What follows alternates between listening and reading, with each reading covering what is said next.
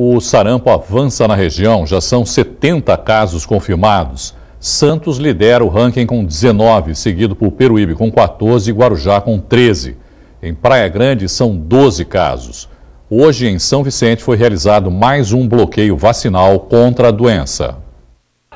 O bloqueio aconteceu no Parque Continental, no quarteirão da Avenida José Otávio, ruas 14 e 15. Foi nessa área que o 5º caso de sarampo em São Vicente foi confirmado. Trata-se de uma mulher de 28 anos. É a segunda vez que é feito um bloqueio contra o sarampo aqui no Parque Continental. A primeira ação foi há cerca de 15 dias, na quadra vizinha. O bloqueio vacinal é realizado sempre que é confirmado um caso da doença. Só hoje aqui foram aplicadas mais de 40 doses. Seu Luiz estava trabalhando, mas deu uma paradinha para tomar vacina. Com esse vírus que tá aí, né? A gente tem que tomar. Se fizer bem, mal não vai fazer. Não dá para facilitar, né? Não. Todo tipo de vacina que aparece tem que tomar. Dona Valdinete também foi imunizada. Ficar doente, nem pensar. Sarampo nunca mais. Em São Vicente já foram realizados bloqueios vacinais em 3 bairros. Desde o começo do ano, quase 19 mil doses da vacina do sarampo já foram aplicadas no município. São Vicente conta atualmente com 23 casos suspeitos. As vacinas estão disponíveis em todos os postos de saúde da cidade. Em Itanhaém são 4 casos confirmados, Mongaguá 3 e Bertioga e Cubatão 1 caso. A Baixada Santista tem saldo positivo na criação de novas vagas de emprego de acordo com números divulgados pela Secretaria Especial de Previdência e Trabalho. Santos com saldo positivo de 365 vagas e Guarujá com 281 foram os destaques. Outras cidades da Baixada, entretanto, tiveram saldo negativo. Cubatão, que perdeu 102 vagas, Peruíbe com menos 98 postos e Praia Grande, que perdeu 51 postos de trabalho. Os dados fazem parte do relatório do Cadastro Geral de Empregados e Desempregados, o CAGED. Domingo acontecem em todo o país eleições para o Conselho Tutelar. Em Santos, vão ser 16 locais de votação. Serão eleitos 15 conselheiros e 15 suplentes no próximo domingo. A eleição acontece das 8 da manhã às 5 da tarde. Conversa agora com o coordenador, o Edmir Santos Nascimento. Edmir, como é que vai ser a votação? A votação vai ser por urna eletrônica. Santos é uma das 8 cidades do estado de São Paulo a utilizar a urna eletrônica.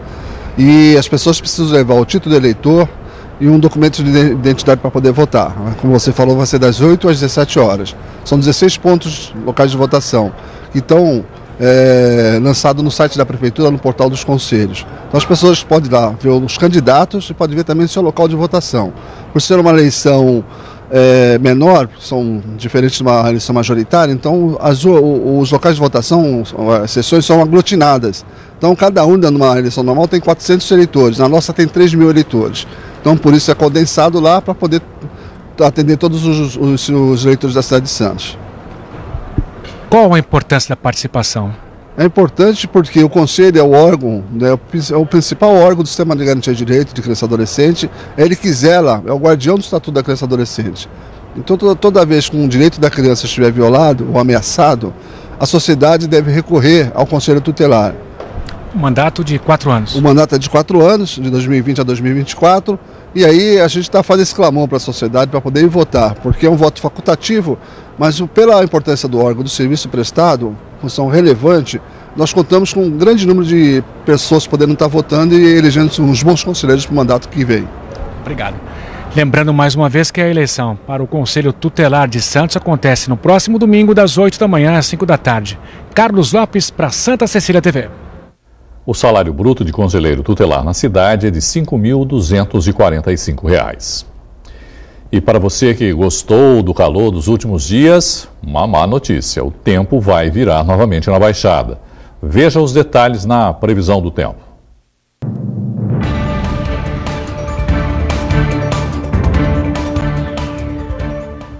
O dia começa com sol entre nuvens em Santos, mas logo no começo da tarde, uma área de instabilidade traz chuva, que se estende durante toda a noite.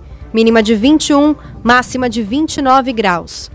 Predomínio de sol em Guarujá, com chances de chuva à tarde e à noite. Temperaturas giram entre 18 e 23 graus. Sol entre nuvens em Cubatão, com garoa a partir do meio da tarde. Mínima de 22, máxima de 27. Temperaturas em queda e chuva à tarde e à noite em São Vicente. Mínima de 19, máxima de 23 graus. Em Praia Grande, o dia começa com sol, mas pode chover à tarde. As temperaturas variam entre 19 e 24. Em Mongaguá faz muito calor e pode chover no fim da tarde. Mínima de 22, máxima de 34 graus. O Rotary Clube Santos Porto realizou ontem na cidade um desfile beneficente em prol da erradicação da poliomielite.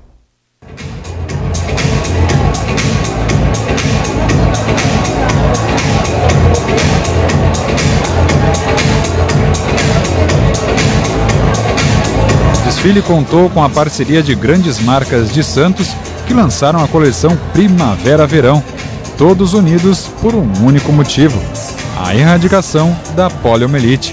Muito importante a causa do Rotary Porto, né? A erradicação da poliomielite mundial. E assim a população da cidade realmente aderiu, os convites esgotaram. Nós temos 160 modelos desfilando, dentre crianças, jovens, mulheres.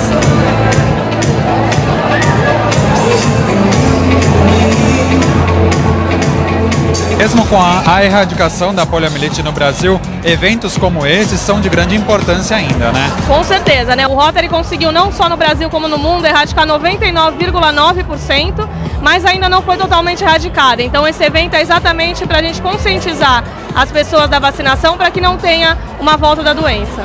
A renda será revertida ao End Polio Now, campanha do Rotary Internacional. A poliomielite ela é uma doença infecciosa, né? Que normalmente as pessoas elas pegam por conta de água contaminada, alimentos contaminados. Então, no Brasil, a chance é muito grande de voltar por conta do cuidado da família, por conta do cuidado das mães, dos pais, em vacinarem seus filhos desde cedo, né? Normalmente, crianças até 5 anos que são as que mais pegam. Então, é muito importante a gente estar sempre conscientizando, porque a volta, como também está tendo a volta do sarampo, agora que também era uma doença erradicada, a gente tem que sempre conscientizar as famílias para que isso também não retorne aqui para o Brasil e também para o mundo. Agentes da Lava Jato no Rio de Janeiro prenderam hoje 12 suspeitos de participar de um esquema de extorsão dentro da Receita Federal contra investigados da própria Força Tarefa. Os detalhes você confere no Brasil em 1 minuto. Marco Aurélio Canal, supervisor de programação da Receita, que trabalhava para a Lava Jato e apontado como chefe do esquema, é um dos presos. 2 mandados de prisão ainda não foram cumpridos. O de José Carlos Lavouras, que está em Portugal, e de uma mulher. A Lava Jato contou com escutas autorizadas pela Justiça e ações controladas para localizar os suspeitos. Segundo as investigações, o esquema na Receita prosperou à medida que a Lava Jato avançava.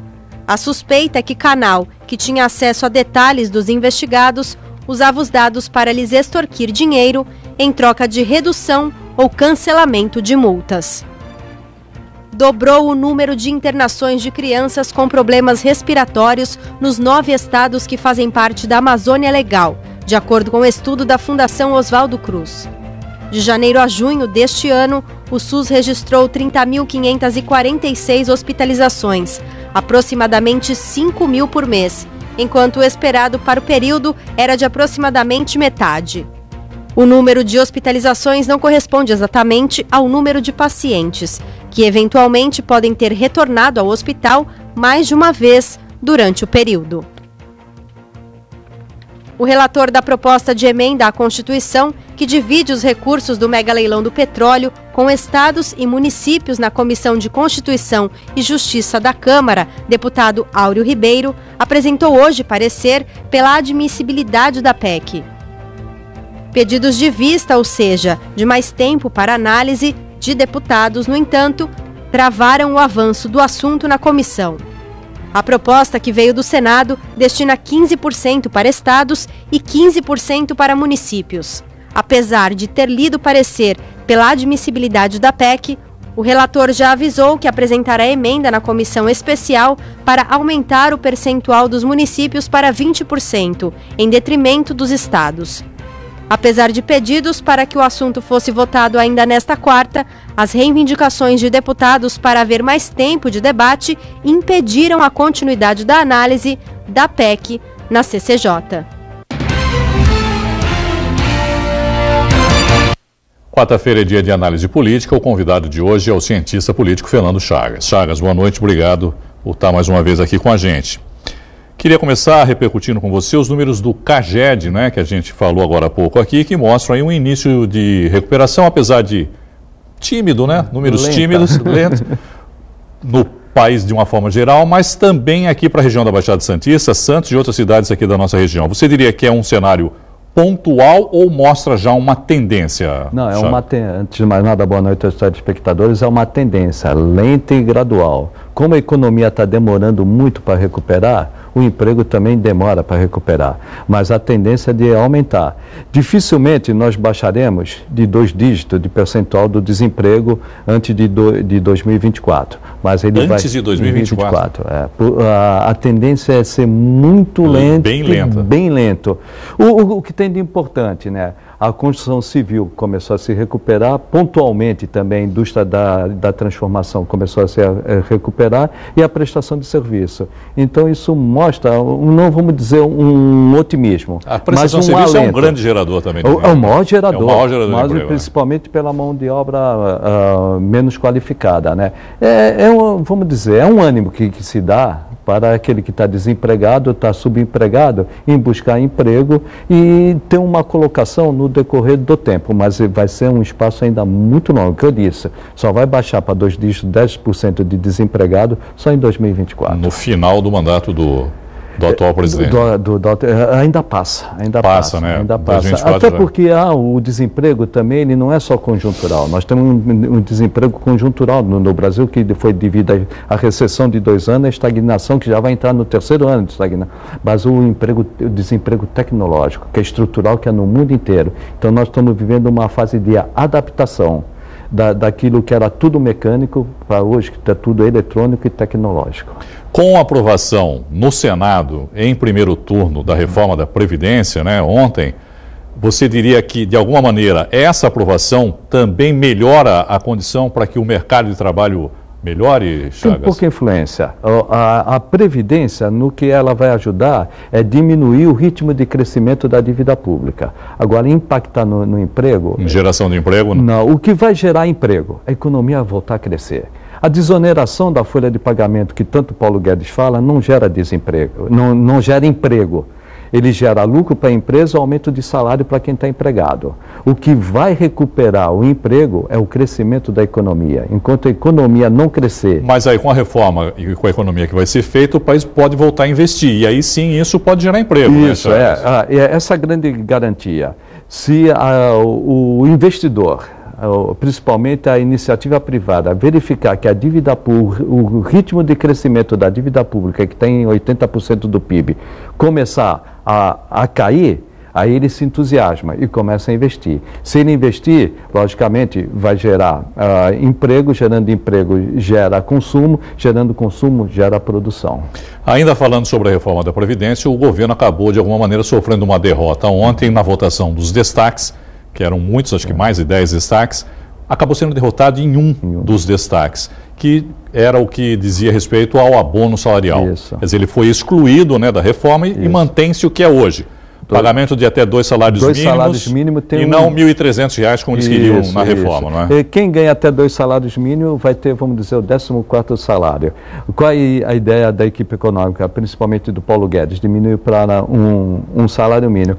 Por que isso ocorreu? Justamente é o que a reportagem do Santa Cecília mostrou, é a questão da divisão dos royalties. É isso que eu ia falar, quer dizer, isso daí já gerou um decréscimo, né, de economia de 76 bilhões de reais. Isso. Quer dizer, está desidratando cada vez mais. Começou com 1,1 trilhão, já está alguma coisa em torno de 800 bilhões, né, hoje. E nós comentamos isso aqui, Irene, a última vez que eu tive, que ficaria entre 800 e 900 bilhões em 10 anos. E o governo ficou com medo de perder ainda mais, né, mas acabaram votando da forma como estava, só perdeu nesse destaque, né. Tem o segundo turno. O segundo turno, ou se ajeita esses royalties, dando para municípios e estados, e garante isso, até com uma medida provisória antes do leilão, ou então podemos ter até um atraso na aprovação em segundo turno da reforma da Previdência. Em vez de ser para o dia 10, pode ser lá para o dia 20. Essa PEC que vai ser votada, deve ser votada, né? Estava na Comissão de Constituição e Justiça ainda também, que redistribui os royalties do petróleo. É justo essa de redistribuição? Quer dizer, todos os estados e todos os municípios passam a receber os royalties, não é? Eu tenho restrição. Eu entendo que os royalties que são uma compensação pelo impacto negativo que a exploração do gás e do petróleo... Pelos danos que podem ser causados, por exemplo, aqui na Bacia de Santos tem um vazamento, a cidade sofre com esse vazamento. Aí ela teria que ser compensada por isso. Por exemplo, no caso de Bertioga, a Bertioga passa toda a tubulação do gás de petróleo. Ali tem um impacto ambiental, então Bertioga ela tem que ser compensada. Agora, o município que não tem a menor relação com a exploração e produção de petróleo, ele também vai ter esse benefício. Isso não é tributo. Isso, na realidade, é uma compensação pelo impacto negativo. Mas é que é um bolo gigante e todo mundo fica com o olho grande, né? Como a gente costuma dizer. Está todo mundo quebrado, né? Todos os municípios estão quebrados. Agora, os estados e municípios, todos querem participar desse bolo, mas os estados e municípios não querem participar da reforma da Previdência, não é, Chagas? Que está numa PEC paralela. Isso. Você acha que passa essa PEC paralela? Essa PEC paralela vai para a Câmara e, dependendo da situação, ela não passa na Câmara. Ano que vem nós temos eleições municipais. Se não aprovar a PEC do petróleo, aí com certeza não passa. Não passa, não há a menor chance, né? E essa PEC paralela, ela vem como um cavalo de Troia. Ela traz de novo a capitalização. Aí quando o Paulo Guedes colocar de novo a capitalização, é capaz de paralisar essa PEC para os municípios. Mas é importante a Previdência para os municípios. Ele está sendo teimoso com isso, né? Bastante teimoso. Ele ainda não percebeu... Porque a capitalização me parece que é um assunto que tem uma grande rejeição, né, no Congresso. CPMF, essas duas coisas estão sepultadas. E são duas coisas que ele defende aí, ele defende. Ele ainda não percebeu que uma coisa é a técnica, outra coisa é a política. Falta esse lado político, né, para ele, com certeza. Agora, mudando um pouquinho de assunto, rumores dão conta de que o presidente Jair Bolsonaro pode deixar o PSL, partido pelo qual ele foi eleito. Quais seriam as razões para essa mudança? O PSL, na realidade, ele não é um partido orgânico. Ele foi formado em função da alta popularidade do Bolsonaro no ano passado. O Bolsonaro, ele tem um pensamento, e o pensamento de muitos colisionários são pensamentos diferentes do dele. Então ele está pensando sair. Ou ele sai, ou muita gente vai sair. Eu acredito Mas que ele saindo é um grande esvaziamento do PSL, né? Já não é grande coisa, né? E ainda ele saindo, mas acredito que ele fique, e na realidade os outros partidários que devam sair por desentendimento com ele. Eu acredito que ele ainda fique no PSL. Patriotas seria um caminho? Patriotas poderia ser um destino dele. Bom, para a gente terminar esse nosso papo com o Chagas, com a decisão do STF que pode anular todas as sentenças relativas à Lava Jato, a tese de que os réus incriminados por delatores têm direito à última palavra no processo. Tudo isso começou, né, com o Bendini, né, do Banco do Brasil, com o advogado alegando Torão, que ele deveria ser o último a falar, né, a defesa dele em relação a quem delatou. Porque se o cara fez uma delação, ele não conseguiu se defender. Sem discutir se é justo ou não é injusto. É um princípio constitucional. A ampla defesa, o direito ao contraditório. O réu, ele sempre é o último a falar. O Torão, que é o advogado do Bendini, percebeu que ele, como delatado, não tinha sido o último a falar, o último a falar foi o delator. As alegações finais do processo, né? Alegações finais. Então, anula tudo que veio depois lá na primeira instância. É importante as pessoas entendam isso, quer dizer, não anula o processo como um todo, anula, a partir do momento das alegações finais, retoma, vai lá para a primeira instância, nas alegações finais, retoma a partir dali, não anula todo o processo. Agora, a repercussão disso, nós vamos ver amanhã na decisão do STF. Qual vai ser a decisão?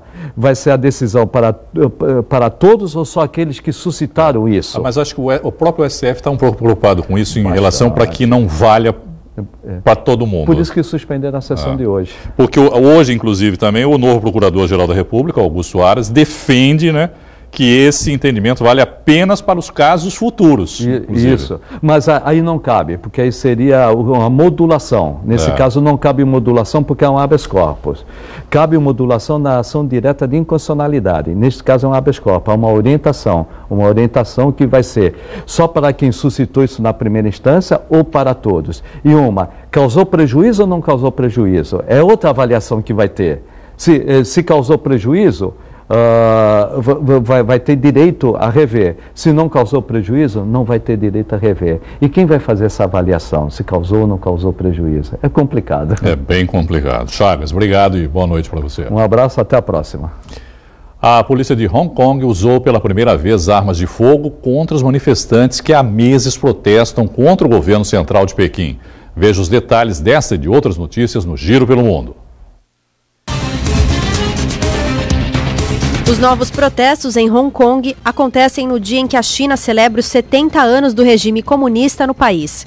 Um estudante de 18 anos, suspeito de atacar a polícia junto com outros manifestantes, levou um tiro no peito e foi levado consciente para o hospital. O dia em Hong Kong foi um dos mais violentos desde o início dos protestos, em junho deste ano.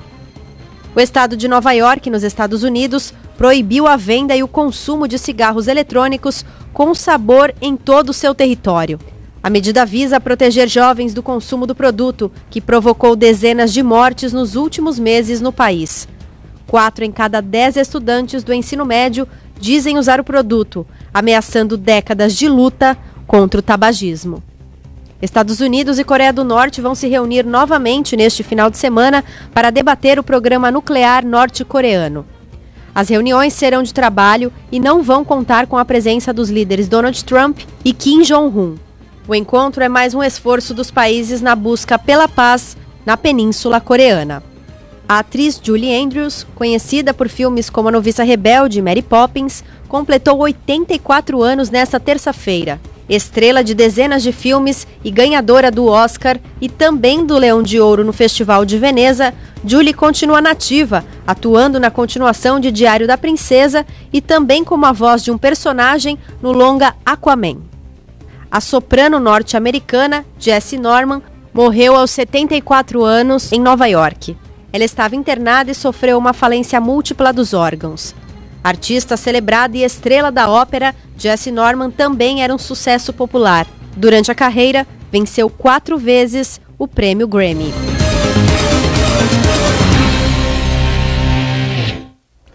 Depois de se apresentar na Sala São Paulo, a Orquestra Sinfônica de Santos voltou ao Teatro Coliseu para um concerto em celebração à primavera.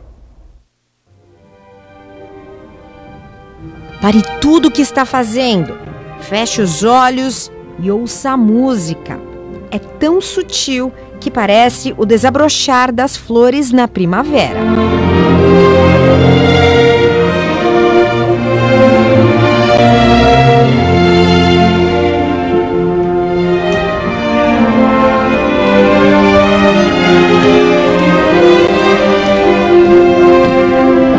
Para fazer o público do Teatro Coliseu flutuar, o maestro Luiz Gustavo Petri preparou um repertório especial dividido em 3 partes. A primeira delas são 2 suítes do Respighi, que são baseadas em músicas do século XVII, século XVIII, e são uma música muito, muito especial. Ela lembra muito um pouco de música de cinema, essa música meio né, tem referências medievais, assim, né, que a gente ouve.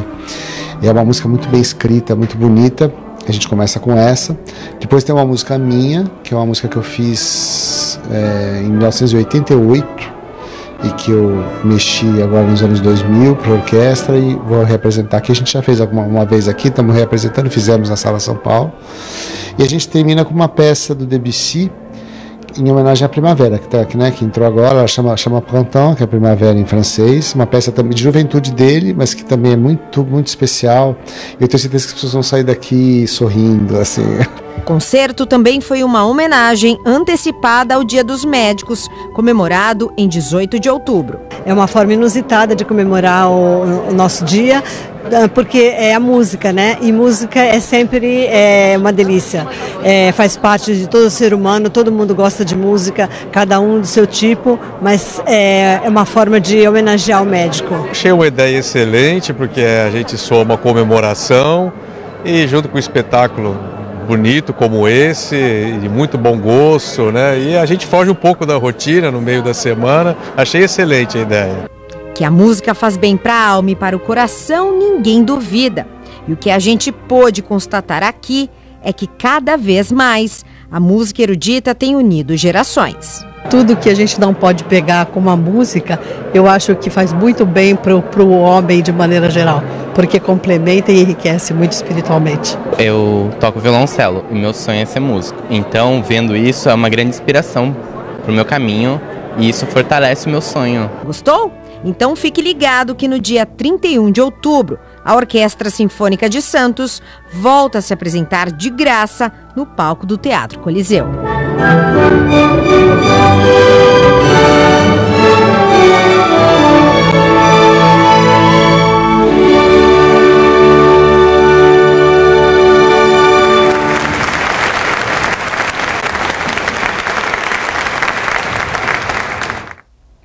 O Teatro Coliseu fica na Rua Amador Bueno, 237, no centro, em Santos.